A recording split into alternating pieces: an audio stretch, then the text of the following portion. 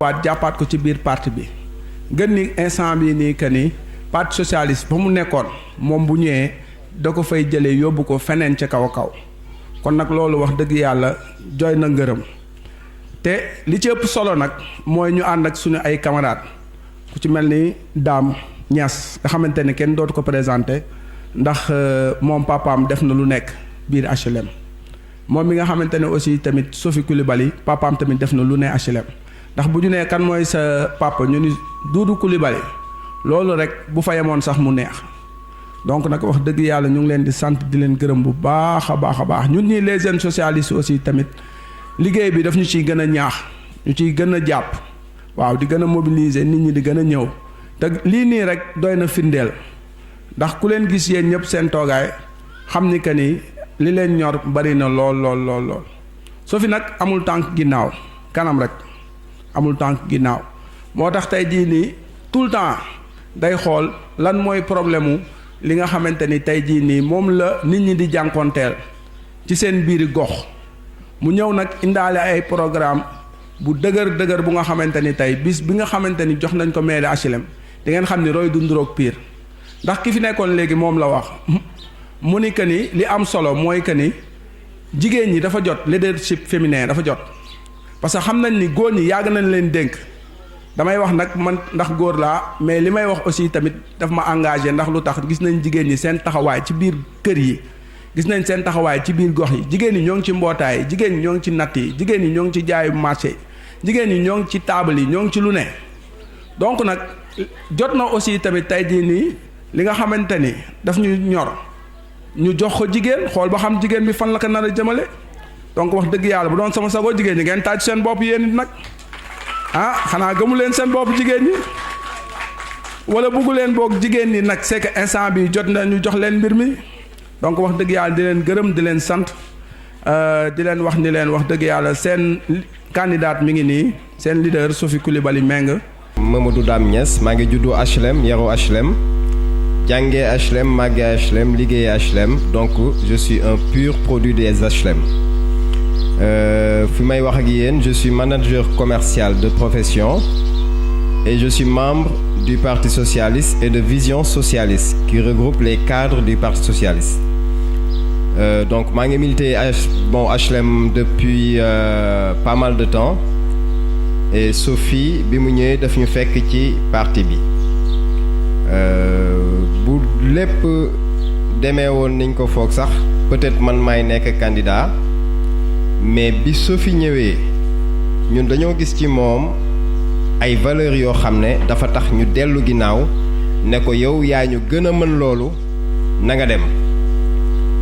donc loolu li koy waral mooy ñun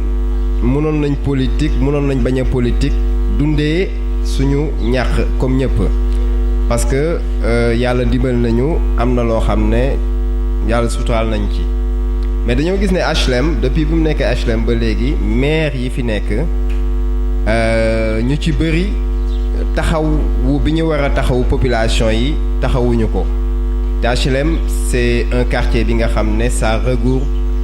regorge énormément de potentiel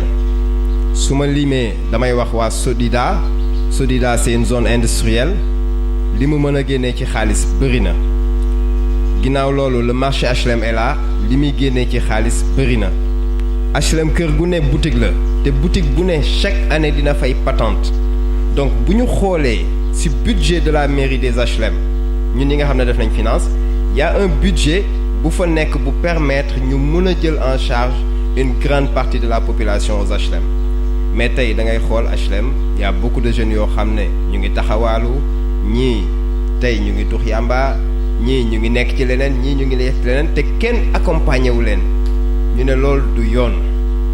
li nga xam ne ñun ñëpp ñoo ko bokk te muy mairie bi waruñu ko bàyyi ci ay loxo yoo xam ne setul dañ ko war a yëkkati teg ko ci loxo ñoo xam ne bu ñu politiquee am bu ñu politiquul am nga xam ne li ñu am doy na leen bu ñu yoree mairie bi ñu jël alal bi delloo ko askan bi loolu moo ñu engagé ba ñu ne mairie bi ñun dinañ ko dem uti mais ñun tàmbalewuñ ci laaj mairie nit ñi ñoo ñu ne dem leen ngeen uti mairie bi ci lan lañ tàmbalee woon soo fee ngi nii on a fait plusieurs réunions de séances de travail elle a commencé elle d'abord par des financements de femmes mais nekkul ay financement yoo xam ne da ngay yëkkati xaalis di ko joxe da ngay joxe xaalis bi mais topp femmes yi di leen wax ne nii ngeen ko war a defee nii ngeen ko war a defee bu ngeen ko defee nii dina leen jural nangam ak sangam ak sangam loolu c'est dans le cadre de la formation continue parce que bu ñu nee formation dañuy yaakaar ne da ngay dem classe ñu ubbi jël tableau bindal la non formation ñu jox la xaalis topp la nee ko dee ko defee nii dee ko defee nii ci formation la bokk loolu c'est un premier aspect bi nga xam ne def na ko au niveau des femmes beneen bi nous avons prévu d'accompagner tous les enfants des HLM du primaire parce qu'on a formé un cadre de travail bi nga xam ne que il y a des volontaires qui vont venir au niveau des écoles et qui vont suivre les enfants mais de façon tout à fait gratuite maanaam xale yi ak parents yi duñu fay dara bu ko defee tous les enfants du CI au CM2 dinañ leen utal ay répétiteurs yu leen di fekk ci école bi di leen jàngal ça c'est dans le cadre de la formation et de l'éducation ñu am beneen programme boo xam ne commencé nañ ko dérouler te bu boobaa aussi ñi nga xam ne ay jeunes lañ ñu ngi fi mën nañ ci profito il y a des listes qui vont être ouvertes listes yi képp ki nga xam ne jàng nga ci ba am benn niveau muy BFM wala bac di nga mën a ñëw inscrire ci liste yooyu ñu defal la formation certifiante en commercial terrain et en commercial téléphone loolu dinañ ko def tàmbali nañ ko liste yi c'est ouvert képp kuy jeune bu la neexee après tu peux te rapprocher de papi pour que ñu jël sa tour afin que bu ñu commencer formation yooyu nga mun ci bokk donc ci gàttal lépp li nga xam ne projet de développement la li nga xam ne dafay tax gox boo fa nekkee jeunes yi ak femmes yi nga yóbbu leen ci ay projet yoo xam ne dina leen amal njëriñ ci loolu la ñu tàmbalee bi ñu tàmbalee loolu nag ba nekk ci ba yàlla dimbali ñu am ay nit ñoo xam ne gis nañ ci seen bopp ci la nit ñoo ñu jóg ne Sophie yow doy nga ñu pour nekk candidat ci la ñun tamit ñu jóg bootu ci ginnaawam ak parti socialiste mu nekk candidat à la candidature sur Benno Bokk Yaakaar donc ñuy ñaan képp ki nga xam ne yaa ngi ci assistance bi nga jàpp ci candidature boobu ba incha allah bu yàlla defee élection yi ñëw ñu mën a téye mairie bi def ci li ñu bëgg yëpp. assistance bi di nuyu waa HLM yëpp rawatina waa HLM 4 mention spéciale di remercier bu baax Madeleine Ndoye ak ñi mu àndal ak ñëpp waa association IDEV trésorier bi Habib Hubert ak staff d'organisation bi ma àndal yëpp responsable jeunes yi Papignan di remercier Pape Samba madame Seck ak femmes yi nga xamante ne ñooy suñuy responsable de section Fatma Sow Émilie Diaz Adja Seynabou Gueye Adja Dieynaba Diagne di leen remercier lu amul àpp di sant di gërëm assistance bi yëpp ndax lii yëpp yéen a ko waral tamit sama camarade Dame Niass nag moom lay mujjee ndax moom ni mu présenté boppam dafa am lu des ndax kii am nañu ko xam ndax Papi Sang dafa junj rek ne waajuram bu góor ñëpp xam nañ ko Doudou Issa Niass ñëpp xam nañ lu baax li mu def fii ci HLM ak commune Biscuiterie ak lu muy représenté ci parti socialiste donc dañu koy ñaanal ajjanal fi daw si doon dëkkuwaayam di ñaanal tamit sama waajur bu góor sama pap Alaaji Doudou Coulibaly donc di gërëm sama waajur bu jigéen tamit dama di doomu HLM donc juddoo HLM 5 22 75 parce que dégg naa ñuy naan Sophie dëkkul HLM daf fi ñëw jigéen dafa sëyaani HLM 5 numéro 22 75 la màggee dañu yar nag ba nga xam te ne bokkuñu ci xale yi doon taxawaale ci koñ bi xëy na moo tax ñu bari xàmmeewuñu suñu xar kanam ba ñu demee tëxu gore ñu affecté fa suñuy parents ab diir bu gàtt ñu dellu si waat dëkk HLM 2 723 725 waa leen ma ñun sama waajur dañoo bëgg HLM ba nga xamante ne ñetti kër lañ fi jënd ba sama waajur bu góor génn àdduna ñu ne kër yi duñ ko jaay mi ngi fii tegee Marlène Ndoye duma bàyyi ma fenn koñam laa ne dañuy tëj kër di ko luwe fii damay jéggi tali dugg sama kër pour ñu ne dëkkuñu HLM waaye boo amee ñetti kër xanaa bu ñu jëndee 5 ñu ne HLM lañ dëkk ndax ñun HLM suñuy souvenir d'enfance yëpp biir HLM la donc HLM mën naa ci wax fi ba suba dama ciy wax ndaxte ñun ba ñu dëkkee HLM melu woon nii ba suñu mag yi di jàng école HLM 4B man may jàngi école HLM 4CD dañuy dox ci yoon bi trottoir mën nga dox ba yegg école ñibbisiwaat say daalu du pënd ndax lan jamono jooju trottoir yi dafa baaxoon jamono jooju environnement HLM c'était agréable xale bu ne mën nga ko bàyyi muy dem di ñëw na mu la neexee HLM 5 HLM 4 nag ñoom dama ne ñooy les parents pauvres ndax ci à l'époque koñ boo romb am na garabu niim am na verdure am na ay gazon sax dañ ko daan fekk HLM 6 ay jardin public y avait des bancs partout nga xamante ne y avait la sécurité y avait l'environnement l'assainissement qu'il fallait da ngay toog nu mu la neexee ba heure bu mu la neexee nga waxtaan say mag surveiller la nga dugg sa kër HLM dafa soppeeku HLM dafa soppeeku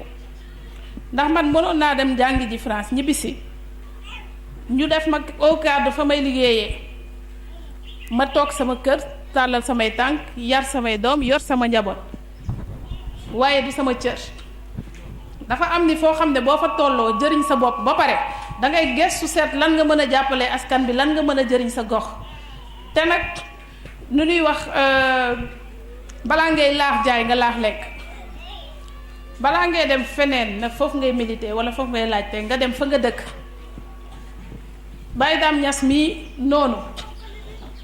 ndax moom mi ngi dëkk ba tey HLM 5 fële ci ginnaaw donc loolu damay dugg nànk ci volet environnement du ma ci sori ndax temps bi tey duñu ko permettre trop volet environnement HLM ñun bu ñu sañoon mairie bi ci HLM da ngeen koy jël teg ko ci loxo parti socialiste bi nga xamante ne samay camarades ñoo ma wóolu investir ma ñu def réunion de bureau ma fekk fa cadre yu bari fekk fa ñu yàgg ci politique même des vieux qui ont fait 40 ans de politique aux HLM fekk fa samay camarades yi nga xamante ne ils ont fait les 2 dernières élections ba tey jii nii ma ñëw di dox ci famille duganteeg yéen ci diir bu gàtt ñu wóolu ma koy sante yàlla bu baax a baax di leen delloo njukkal bi ñoom ba jiital ma ci parti socialiste HLM ne ma nag doxal ñi ngi sa ginnaaw demal nga laajte ji mairie bi demal nga joŋanteeg candidat Benno Bokk Yaakaar bi ba ñu teg coalition bi sa loxo nga jël ndam li indil ko président de la république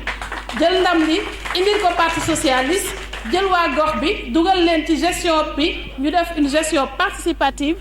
ut ay conseillers yu dëkk HLM yu xam soxla ndaw yi ñu xam soxla jigéen ñi xam soxla borom kër yi ñu liggéey HLM def ko gox bu neex a dëkk delloo ko na mu meloon wala fu ko sut fu ko romb ñu def HLM commune bu moderniser infrastructure yi moderniser outil de gestion wu mairie bi ba nga xamante ne tous les papiers administratifs yooyu day doon détail ci HLM waaye nañu def HLM gox boo xamante ne sunu doom yi duñu toog di wax fii de quartier pauvre la ndax HLM bu njëkk ba tiitar la woon suñu weesoo loolu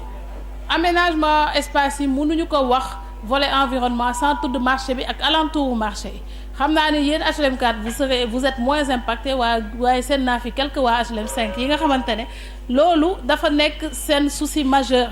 ba nga xamante ne marché HLM c'était un plaisir nit di jóge fu nekk ci biir Sénégal di jóge fu nekk sax ci Afrique de l'Ouest laay wax parce que patrimoine la ñëw di def shopping parce que ku demul marché HLM rek yaakaar nga ne yow sañse woo bu dul daal di bijou wala di mbubb bu riche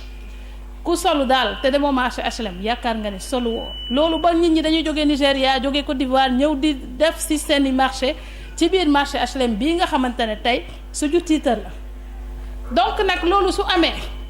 marché bi dafa war a nekk fierté plutôt que muy nekk calvaire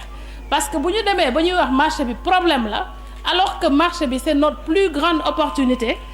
dafay poser problème dafay laaj ñun ñu jël marché bi def ko priorité liggéey ci loo xamante ne dinañ ko réaménager ba